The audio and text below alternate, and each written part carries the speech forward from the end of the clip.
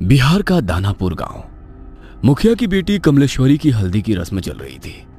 कमलेश्वरी अपने माता पिता की इकलौती बेटी थी। बहुत लाड प्यार से पाला था उसे मुखिया ने। बेटी बड़े घर में जाकर राज करे, यही इच्छा मन में दबाकर वो अपनी बेटी के रिश्ते की बात एक बहुत बड़े घराने में चलाता है। कमला की सुंदरता पर मोहित होकर किसी जमाने में जमींदार रहे अखिलेश बाबू अपने बेटे कुलदीप के लिए कमला को पसंद कर लेते हैं। फुलवा, ये ले, ये हल्दी उपटन और पानी बेटिया के ससुराल से आया है। जल्दी से इसे हल्दी में मिला, फिर रस्म शुरू करते हैं। काकी की बात सुनकर कमलेश्वरी की माँ फुलवा जाकर बिटिया के ससुराल से आई शगुन की हल्दी घोल कर ले आती है। चारों ओर चहल पहल थी। ढोलक की थाप पर औरतें मंगल गीत गा रही थी। जैसे ही हल्दी की रस्म शुरू होती है, कमलेश्वरी जोर जोर से चीखने लगती है। ये क्या लगा दिया मेरे पूरे बदन में? ऐसा लग रहा है जैसे किसी ने खाल खींच ली हो। बहुत दर्द हो रहा है माँ। कमलेश्वरी के जोर जोर से चिल्लाने पर उसको हल्दी लगा रही औरतें उसे ले जाकर पानी से उसका सारा शरीर धोने लगती है। हाय राम, ये क्या हो गया मेरी बिटिया को? ऐसा लगता है जैसे किसी ने कांच पीस कर हल्दी में मिला दिया हो, लेकिन कौन करेगा ऐसा काम? कमलेश्वरी के बदन पर जहां जहां हल्दी रगड़ी गई थी, वहां पर लाल धब्बे हो गए थे।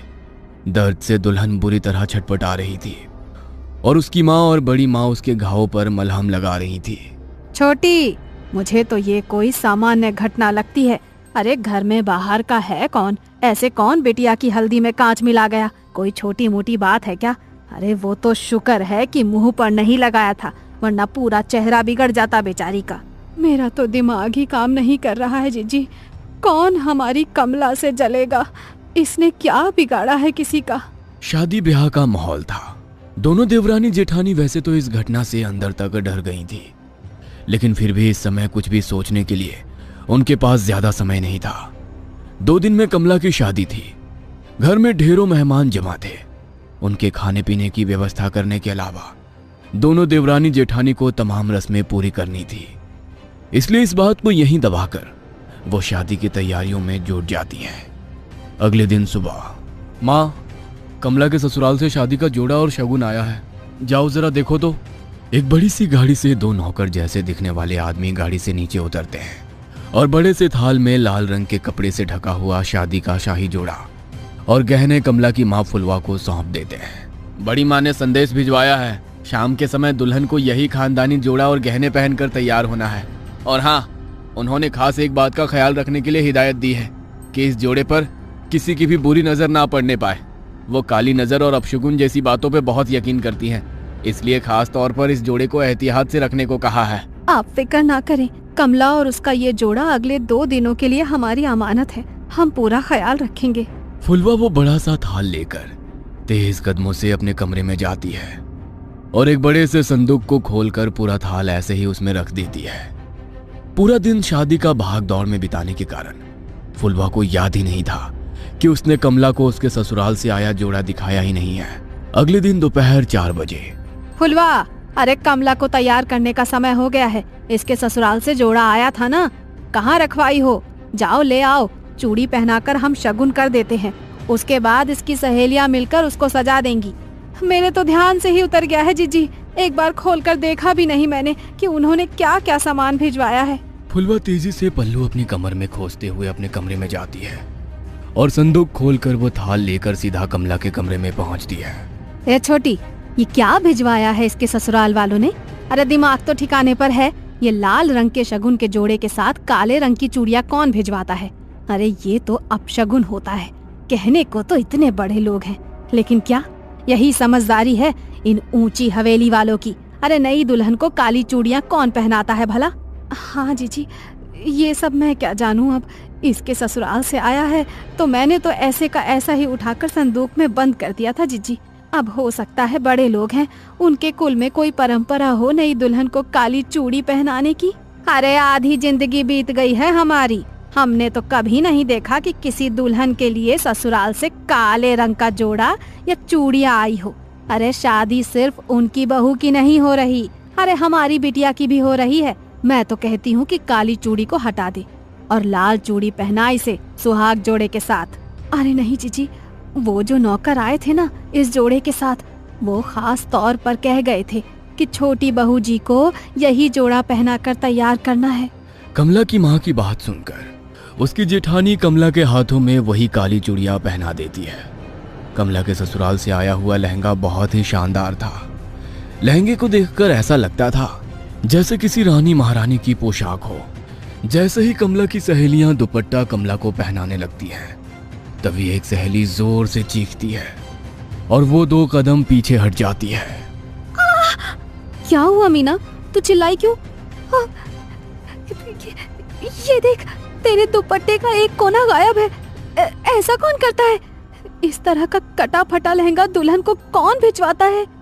कमला की सहेली की चीख सुनकर फुलवा एक बार फिर दौड़ते हुए बेटी कमला के कमरे में आती है और जैसे ही वो दुपट्टे का कटा हुआ कोना देखती है, अपना माथा पकड़ लेती है।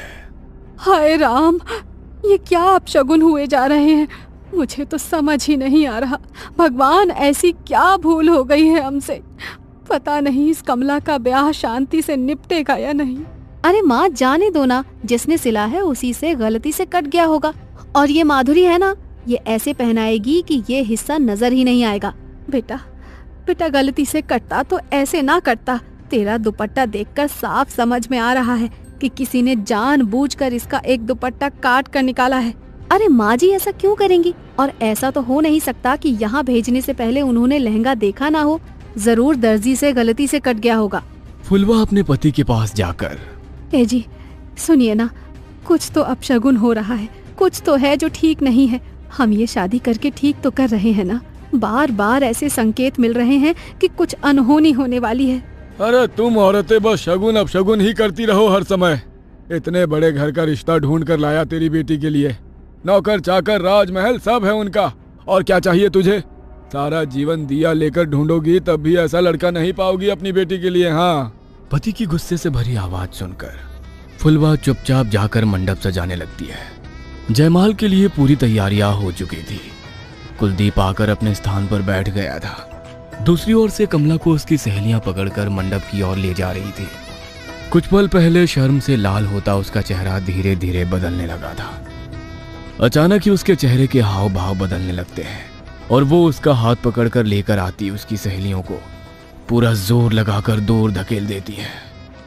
देखते देखते खूबसूरत तरीके से सजे अपने बालों को नोच नोच कर वो बाहर निकालने लगती है और जोर जोर से चीखने लगती है। कमला बेटा, होश में आ, क्या हुआ है तुझे? कमला बिटिया, अरे बेटा बोल ना, क्या हुआ है? तू ऐसे क्यों चीख रही है? बोल तो। मुझे बहुत दर्द हो रहा है माँ, कुछ है मेरे बालों में, कुछ है इसमें। बेटी के इतना कहते ही उसकी माँ और बड़ी माँ तेजी से उसके बालों को खोलकर कुछ देखने लगती हैं। तभी बालों का एक बहुत बड़ा सा गुच्छा जमीन पर गिरता है, जिसे देखकर फुलवा की चीख निकल जाती है। बड़ी माँ कमला के बालों को देखती है तो पाती है कि सर के एक हिस्से के बाल पूरी तरह से गायब हो गए हैं और वहां पर एक गोल घेरा जैसा बन गया है। अरे ये कैसे हो सकता है? अरे ऐसे कैसे अपने बाल टूटकर जमीन पर गिर पड़ते हैं? किसी की काली नजर लगी है हमारी बच्ची की खुशियों को। अरे इतनी सारी बातें एक साथ होना कोई संयोग नहीं हो सकता। कमला अभी भी घबराकर अपनी माँ के गले लगी हुई थी और जोर जोर से रो रही थी। फुलवा, बिटिया को ले जाओ और जाकर इसका हुलिया ठीक करो और फिर से जयमाल के लिए लेकर आओ। समय निकला जा रहा है, दामाद जी इंतजार कर रहे हैं। पता नहीं, लगता है आज का मुहूर्त ही गलत है।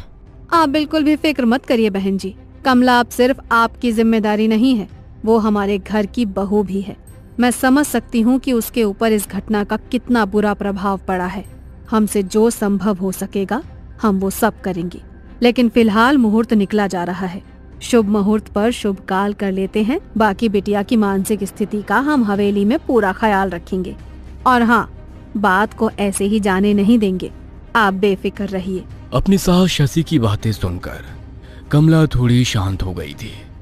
ब्याह का सारा उत्साह छू हो गया था और बुझमन से ही कमला मुरझाए चेहरे और बिखरे बालों में ही कुलदीप के गले में माला डाल देती है।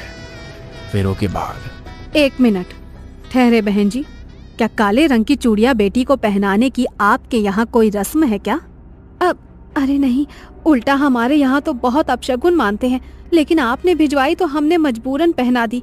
हमें लगा नहीं पहनाएंगे तो शायद आपको बुरा लगेगा। क्या बात कर रही हैं आप? हम बहू के लिए काली चूड़ियां क्यों भिजवाने लगे भला? जरूर आपको कोई गलतफहमी हुई है। मतलब आपने कमला के लिए ये काली चूड़ियां नहीं भेजी थी? हरगिज नहीं, हमने तो लाल रंग का राजस्थानी चूड़ा भेजा था, खास तौर पर मंगवाया था बहू के लिए। सारी घटनाएं एक बहुत बड़ी अनहोनी की ओर इशारा कर रही थी। आपके घर पर ही लगता है किसी ने कोई काला जादू किया है, तभी तो आपके घर में रखे सामान पर ये सब हुआ। मुझे लगता है कि कमला की भलाई इसी में है कि वो जल्द से जल्द घर से दूर चली जाए। तुम ठहरो छोटी, मैं जरा पहले बिटिया की नजर उतार देती हूँ, उसके बाद कमला की विदाई करेंगे। बड़ी माँ दौड़ कर जाती है और कुछ सामान अपनी मुट्ठी में लेकर कमला के पास आ जाती है। मनी मन मंत्र बुदबुदाते हुए वो 5 बार कमला के ऊपर से मुट्ठी में लिया हुआ वो सामान उतारती है और आखिरी बार जैसे ही वो कमला के सिर पर से नजर उतारने के बाद उसके माथे को छूती है, उसे एक जोरदार झटका लगता है और वो उछलकर दूर जा गिरती है। ये सब देखकर सभी लोग स्तब्ध थे, जुबान जैसे हलक में अटक गई थी। समझ ही नहीं आता कि आखिर हो क्या रहा है वहाँ। कमला बेटा, तुम ठीक तो हो ना? अच्छा हमें बताओ, अभी तुम कैसा महसूस कर रही हो?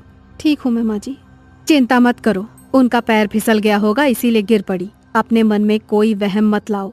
शशि अपनी समधन फुलवा के पास आकर कहती है, अभी तो हम बहू को लेकर अपने घर जा रहे हैं। हमारे दरवाजे पर भी तमाम रिश्तेदार जमा हैं। इस समय तो चर्चा करना ठीक नहीं होगा, लेकिन बहू की मुंह दिखाई के बाद हम पता करते हैं कि आखिर बहू को समस्या क्या है। तब तक आप भी कोई जानने वाले आदमी को बुलाकर अपने घर का शुद्धिकरण करा लीजिए। जी बहन जी, ठीक कह रही हैं आप। वैसे हमारे बड़े बुजुर्ग कहते हैं कि शादी विवाह में अगर पूजा पाठ में कुछ गलती हो जाए ना तो पितृ नाराज हो जाते हैं, और कई बार पितरों के नाराज होने पर भी कई तरह के अपशगुन हुआ करते हैं। हो सकता है जो कुछ हम सोच रहे हैं वैसा ना हो और ये सब पितरों का ही क्रोध हो। हम पितरों की शांति के लिए भी हवन करेंगे, आप लोग फिक्र मत करिए।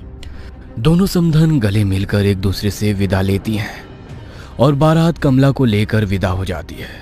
ससुराल आने के बाद बहू की गृह प्रवेश से लेकर मुंह दिखाई तक की सारी रस्में बहुत ही शांति से संपन्न हो जाती है, जिससे शशि और कुलदीप के मन को बड़ी तसल्ली मिली थी।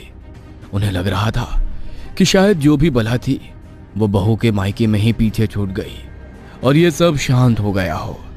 लेकिन कहते हैं ना, जब कोई बहुत बड़ा तूफान आने वाला होता है ना, तो उससे